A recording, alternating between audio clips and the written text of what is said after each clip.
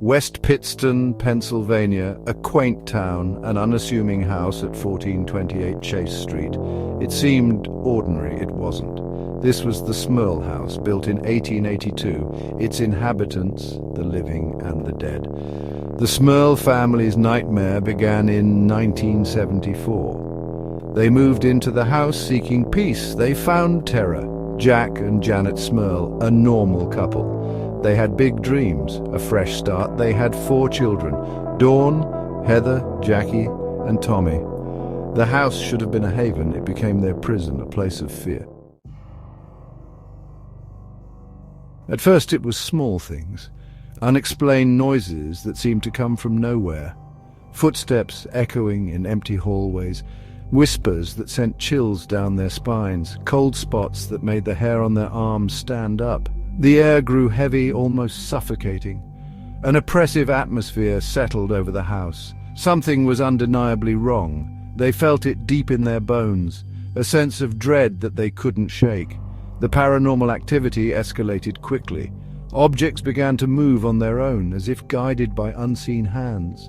Doors would slam shut with a force that rattled the windows. Disembodied voices echoed through the night, whispering secrets and threats. The children were the first to see them, shadowy figures lurking in the corners of their rooms, watching them with unseen eyes. One night, a demonic face with glowing red eyes peered at them from the darkness, filling them with terror. Their parents dismissed it all as mere nightmares, the overactive imaginations of children. But deep down, a seed of doubt was planted. They couldn't shake the feeling that they were being watched, hunted by something unseen and malevolent. The entity grew bolder, more aggressive, furniture overturned, pictures flew off the walls, the stench of sulfur permeated the air.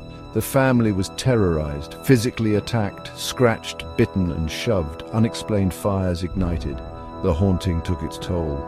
The family lived in a constant state of fear. Their nerves were frayed. Sleep became impossible. The haunting followed them outside the house, tormenting them at work, whispering threats. They were trapped. Their home had become a prison.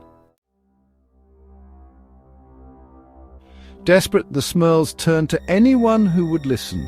Priests, psychics, paranormal investigators. No one could help.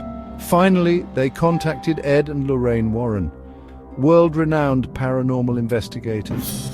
The Warrens had investigated some of the most infamous hauntings: Amityville, the Enfield poltergeist. The Warrens arrived at the Smurl House. They felt the darkness, the oppressive energy. They knew this was no ordinary haunting. They interviewed the family, documented the paranormal activity. They used their equipment to communicate with the entities. The Warrens' findings were chilling. The Warrens discovered that the house was not haunted by just one entity, but by 4 distinct entities, each with its own terrifying presence.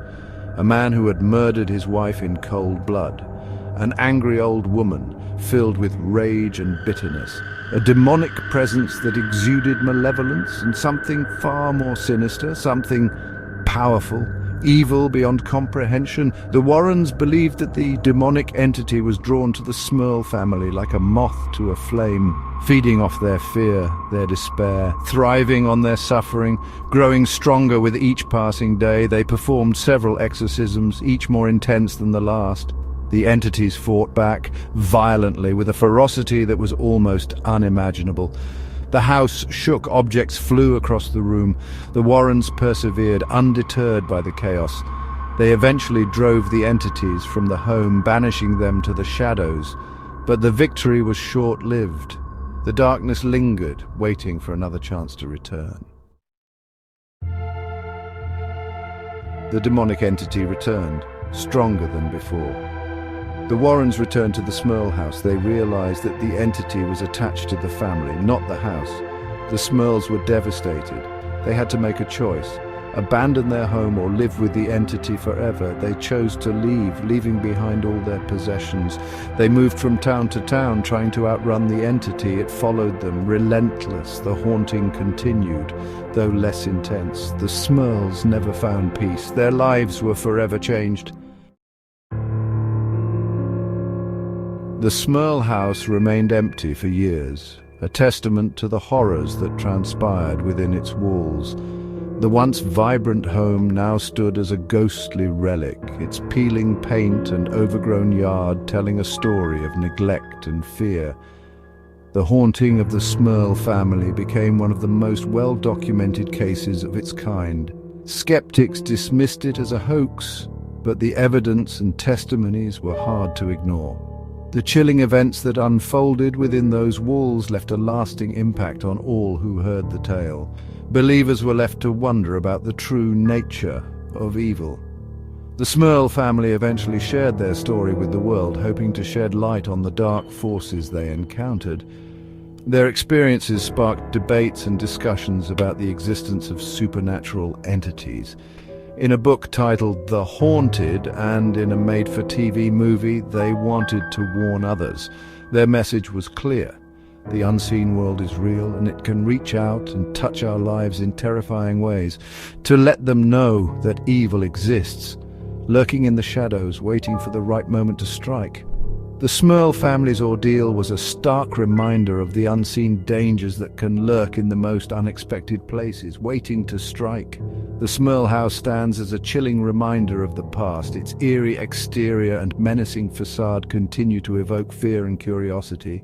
Some places are best left undisturbed. Some doors are best left unopened.